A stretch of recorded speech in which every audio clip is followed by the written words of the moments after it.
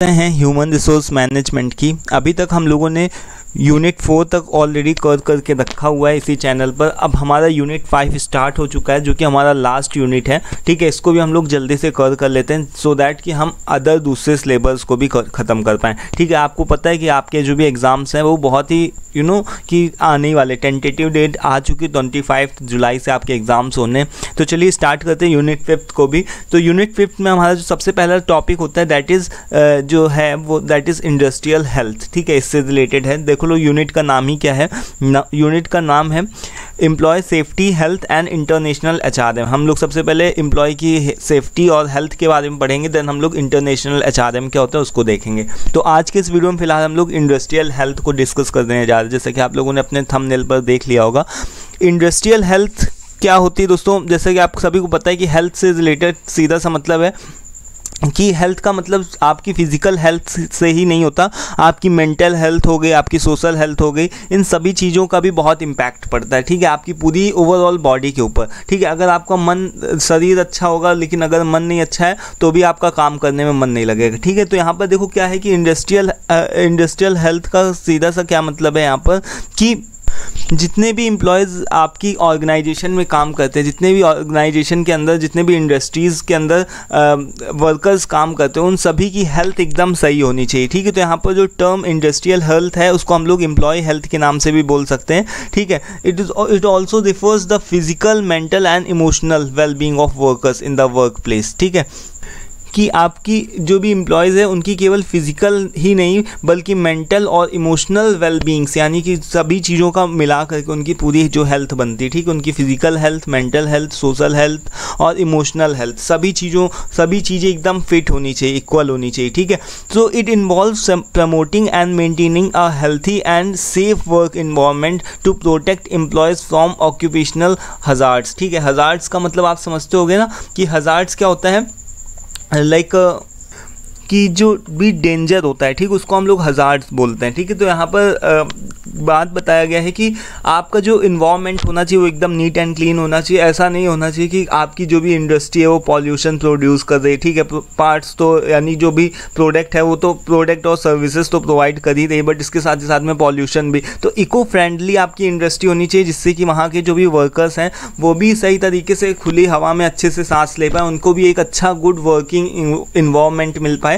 ठीक है, और ऐसा भी नहीं होना चाहिए कि जो भी कि बहुत सारे केमिकल्स वगैरह का यूज़ होता है, बहुत सारी इंडस्ट्रीज़ में बहुत सारे ऐसी चीज़ें यूज़ होती हैं जो कि एम्प्लॉय की सेफ्टी से नहीं रिलेटेड होती। ठीक है, तो इनकी सेफ्टी को खतरे में डालती। तो ऐसी चीज़ें से बचने के लिए यहाँ पर इंडस्ट्रियल हेल्थ का एक तरीके से लॉ बनाया गया कि जितने भी इंडस्ट्रीज़ हैं वो सभी इंडस्ट्रीज़ पॉल्यूशन को प्रोड्यूस नहीं करेंगी। ठीक है, वो अपना काम करें, वो अपने काम करने के लिए, प्रोडक्शन करने के लिए, सर्विसेज प्रोवाइड करने के लिए फ्री हैं, बट कोई भी इंडस्ट्री पॉल्यूशन को नहीं प्रोड्यूस करेगी। इसके साथ ही साथ में जो एम्प्लॉयज़ हैं उनको पूरा अधिकार है कि वो अपने काम को, इंडस्ट्री के जो भी काम को वो पूरी सेफ्टी के साथ में करें। ऐसा नहीं कि कोई भी खतरा या जोखिम उठा करके काम कर रहे हैं, ठीक है, पैसों के लिए, तो ये चीज़ नहीं होनी चाहिए। ठीक है, देन इसकी नीड क्या क्या है देखो यहाँ पर। इससे सबसे पहले क्या होता है कि decrease absenteeism and labour turnover, यानी कि इससे हम क्या कर सकते हैं, जो एब्सेंटिज्म,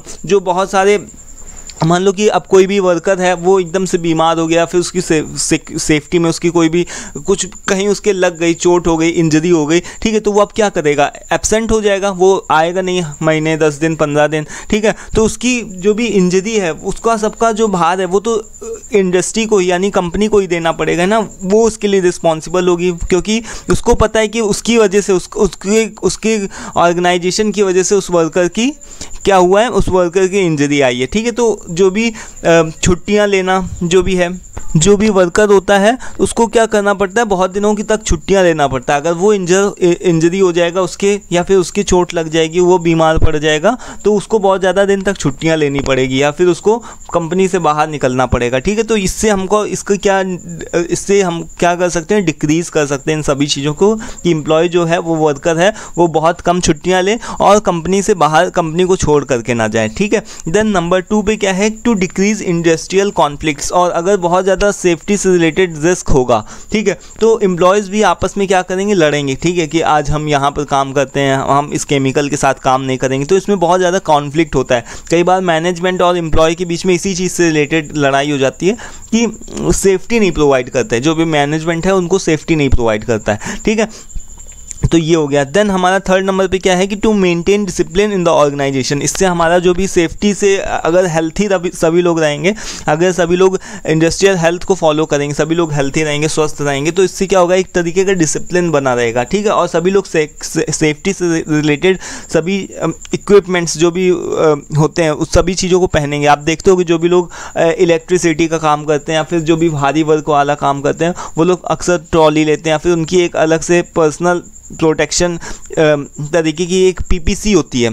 पीपीसी का मतलब क्या होता है दोस्तों, सॉरी पीपीसी नहीं, पीपीई होता है, ठीक है। पीपीई का मतलब होता है कि पर्सनल प्रोटेक्टिव इक्विपमेंट्स, यानी कि अपने जो भी सेफ्टी के जो भी हैंड ग्लव्स हो गए, मास्क हो गया, ठीक है। और आप देखते होगे जो भी भारी लोड वगैरह का काम करते हैं वो सभी लोग अपने सर के ऊपर टोपी लगाते हैं, वो एक हैट होती है उसको पहनते हैं, सेफ्टी शूज़ पहनते हैं, ठीक है। तो ये सारी चीज़ों का एक तरीके का डिसिप्लिन बना रहेगा, ठीक है। देन नंबर 4 पे क्या है, इसकी क्या नीड है इंडस्ट्रियल हेल्थ की, देखो to enhance workers effectiveness and productivity. अगर सभी लोग स्वस्थ रहेंगे तो अच्छे तरीके से काम करेंगे, ज़्यादा प्रोडक्टिविटी के साथ में।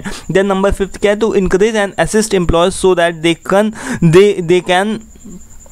कैन कम, यहाँ पर क्या बताया गया है, they can work for longer time, यानी कि यहाँ पर बताया गया है कि वो ज़्यादा दिनों तक सही तरीके से सेफ्टी के साथ में अपनी आपकी ऑर्गेनाइजेशन में काम कर पाएँ, ठीक है। तो ये इसकी नीड्स हैं, ठीक है। तो यहाँ पर 5 नीड्स बताई गई हैं, बहुत ही सिंपल, बहुत ईजी, आप अपनी तरफ से भी लिख सकते थे, बट यहाँ पर बता दी गई कि इसकी नीड क्या क्या है इंडस्ट्रियल हेल्थ की। अब देखो इसका पर्पज़ और इंपॉर्टेंस बताया जाए तो क्या है, तो वही सीधा सा मतलब है कि इसकी सेफ्टी, एम्प्लॉय की सेफ्टी रहती है। देन हेल्थ को प्रमोशन करना है, ठीक है, सभी लोग स्वस्थ रहें, सभी लोग प्रोडक्टिविटी के साथ में और परफॉर्मेंस के साथ में अच्छा से अच्छा परफॉर्मेंस दें, अच्छा से अच्छा आउटपुट दें, सभी लोग स्वस्थ रहेंगे तो ज़्यादा प्रोडक्टिविटी के साथ में काम करेंगे। देन एम्प्लॉय का सेटिस्फेक्शन, यानी कि अगर एम्प्लॉय को आप सेफ्टी प्रोवाइड कर दो तो एम्प्लॉय भी कहीं ना कहीं उस चीज़ से सेटिस्फाई होता है कि हाँ हमारी कंपनी में सेफ्टी को लेकर के बहुत ज़्यादा अवेयरनेस है, ठीक है।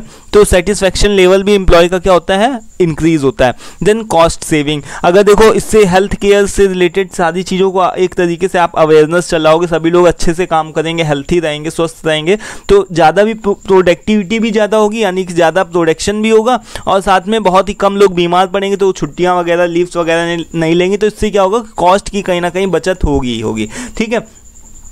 सो ये इसके कुछ एक पर्पज़ हैं। अब देखो इसके कुछ एक एस्पेक्ट्स बताए गए हैं कि एक तो देखो जो भी यहाँ पर इंडस्ट्रियल हेल्थ का मतलब सीधा सा ये नहीं कि फिजिकल ही हेल्थ, यानी कि उसकी मेंटल हेल्थ, एम्प्लॉय की जो भी मेंटल हेल्थ है, ठीक है, उसको भी सुधारना। मेंटल हेल्थ से मतलब क्या होता है कि ऐसा नहीं कि उसको लगातार महीने में केवल पूरे दिन काम करवा दो, ठीक है, 30 दिन होते हैं महीने में, हर एक मंथ में, तो 30 डेज़ उसको पर्टिकुलर काम करवाते चले जा दो, ठीक है, कॉन्टीन्यूसली। उसको हफ्ते में एक वीक ऑफ दो, ठीक है, तो इससे क्या रहेगा कि वो अपनी फैमिली के साथ में अच्छा गुड टाइम स्पेंड कर सकता है, ठीक है। उसको एक हफ्ते में 2 आप वीक ऑफ दे सकते हो, सैटरडे संडे भी कई जगह कंपनी में क्या होता है, रूल होता है कि इस तरीके से ऑफ देना कि जिससे कि वो मेंटल तरीके से सही रहे, ठीक है, बहुत ज़्यादा उसके ऊपर वर्क लोड, बहुत ज़्यादा बर्डन ना डाला जाए, ठीक है। देन सोशल हेल्थ का मतलब कि उसको कहीं घुमाने के लिए ले जाओ, खुद कहीं उसको घुमाने फिराने के लिए भेजो अपने एम्प्लॉय को, ठीक है, अपनी फैमिली के साथ टाइम स्पेंड करने के लिए दो, जिससे कि उसकी सोशल हेल्थ भी बनी रहे, ठीक है। वो समाज में भी केवल ऐसा नहीं कि जानवरों की तरीके काम कर रहा है आपकी ऑर्गेनाइजेशन के लिए,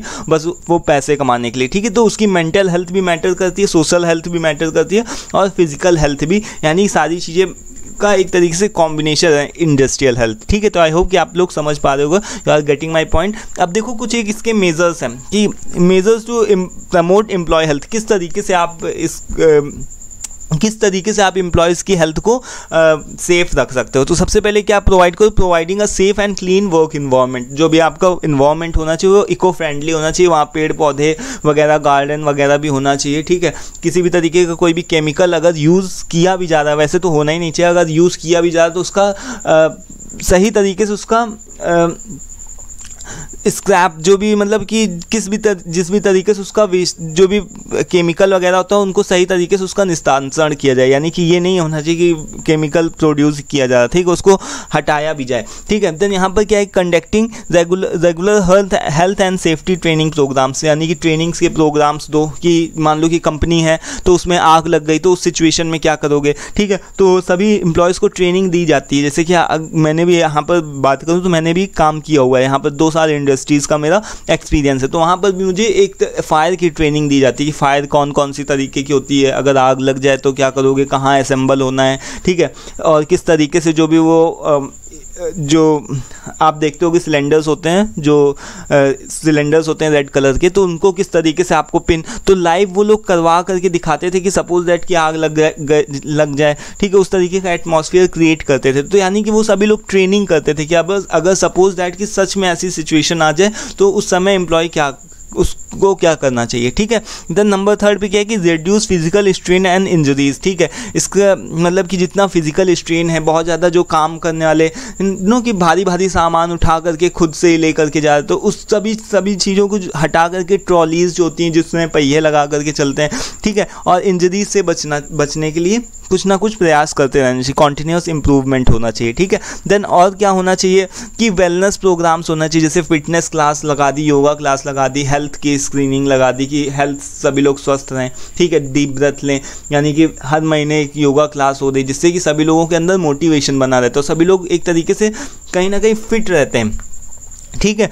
देन नंबर 5 भी क्या है कि इंकरेजिंग वर्क लाइफ बैलेंस और स्ट्रेस मैनेजमेंट, सभी लोगों को, सभी वर्कर्स को अपनी फैमिली के साथ में, अपने रिलेटिव्स के साथ में भी क्वालिटी टाइम स्पेंड करने का मौका दिया जाना चाहिए। जैसे मैंने बताया कि हफ्ते में 300 दिन आप काम नहीं करवा सकते, उसको वीक ऑफ देना पड़ेगा, ठीक है, अपने एम्प्लॉय को, सो दैट कि वो अपनी फैमिली के साथ भी टाइम स्पेंड करे। नंबर 6 में क्या है कि offering employees assistant program for mental health support, यानी कि ऐसी चीज़ों को, असिस्टेंट प्रोग्राम को प्रमोट करो जिससे कि उसकी मेंटल हेल्थ बने। बहुत सारे इवेंट्स आप करवा सकते हो, जैसे कि अलग अलग तरीके के कंपटीशन हो गए, गेम्स हो गए, स्पोर्ट्स हो गए, ठीक है, सिंगिंग कंपटीशन करवाओ, डांस करवाओ, ठीक है, कव्वाली करवाओ, कुछ भी करवाओ, हंसी मजाक, ठीक है, इससे क्या होता है, स्ट्रेस को मैनेजमेंट किया जा सकता है, ठीक है, कंपनी के अंदर। And then promote healthy life style choices such है, जैसे कि ईटिंग, रेगुलर एक्सरसाइजेस, अच्छी कैंटीन फैसिलिटीज़ प्रोवाइड करना। अब ये नहीं कि कंपनी के अंदर अगर कैंटीन फैसिलिटी हो या फिर चाय वगैरह, tea break, lunch break, snacks वगैरह मिलते हैं, तो सही साफ एकदम सही तरीके से सिक्योर होने चाहिए, नहीं कि कैसा भी खाना आप दे दो अपने वर्कर्स को, ठीक है। Then establishing policies that support work flexibility and employee wellbeing, ठीक है, एकदम रिजिडिटी नहीं होना चाहिए कि रूल्स और रेगुलेशंस के ऐसा है तो ऐसा है, यही फॉलो करना पड़ेगा एम्प्लॉय को, ठीक है, उसके हिसाब से फ्लेक्सिबल होना चाहिए सिचुएशन के हिसाब से। जैसे मान लो कि क्या होता है कि कई वर्कर्स को रात की शिफ्ट करनी पड़ती है, ठीक है, तो वो चीज़ों में फ्लेक्सिबिलिटी होनी चाहिए कि अगर नहीं वो उसमें से कंफर्टेबल है रात की शिफ्ट करने में, या उसको कहीं ना कहीं कोई तरीके की दिक्कत आए तो उसको दिक्कत को समझो, देन उसके जो भी शिफ्ट शेड्यूल को चेंज करो, ठीक है, तो फ्लेक्सिबिलिटी होनी चाहिए कंपनी के अंदर, ऑर्गेनाइजेशन के अंदर, ठीक है। देन और क्या है यहाँ पर बताएगा कि ओपन कम्युनिकेशन, फीडबैक चैनल, सारी चीज़ों का सजेशन बॉक्स कि कहाँ पर कौन सा इंप्रूवमेंट किया जा सकता है, तो ये सारी चीज़ें कहीं ना कहीं इंप्रूवमेंट बॉक्स और सजेशन बॉक्स लगाए जाने चाहिए जिससे कि जो भी वर्कर्स वो अपना फीडबैक भी दे सकें, ठीक है। तो ये यहाँ पर बात बताई गई कि कुछ एक मेजर है, इस तरीके से आप एम्प्लॉय की हेल्थ को सुधार सकते हो, ठीक है। तो आई होप कि आपको समझ में आ गया होगा कि इंडस्ट्रियल हेल्थ क्या होती है, इंडस्ट्रियल हेल्थ की नीड क्या है, उसका पर्पस, इंपॉर्टेंस क्या है, और साथ ही साथ में उसके एस्पेक्ट्स कौन कौन से, किस तरीके से आप एम्प्लॉय की हेल्थ को प्रमोट करोगे, ठीक है। सारी चीज़ें क्लियर हैं आई होप। नेक्स्ट वीडियो में हम लोग इंडस्ट्रियल सेफ्टी की बात करेंगे, ठीक है। दोनों अलग अलग टर्म है, इंडस्ट्रियल सेफ्टी अलग टर्म होता है और इंडस्ट्रियल हेल्थ अलग टर्म होता है, ठीक है, जिसको एम्प्लॉय हेल्थ भी बोलते हैं, ठीक है। तो आई होप कि समझ में आ गया होगा, कोई कंफ्यूजन डाउट हो आप पूछ सकते हो। आज के इस वीडियो में दोस्तों इतना ही रखते हैं। वीडियो पसंद आए प्लीज़ लाइक करो, और साथ ही साथ में आप PDF PPT चाहिए तो व्हाट्सएप पे कांटेक्ट कर सकते हो, ठीक है। Thank you for watching this, मिलते हैं नेक्स्ट वीडियो में। Till then take care, thank you and bye.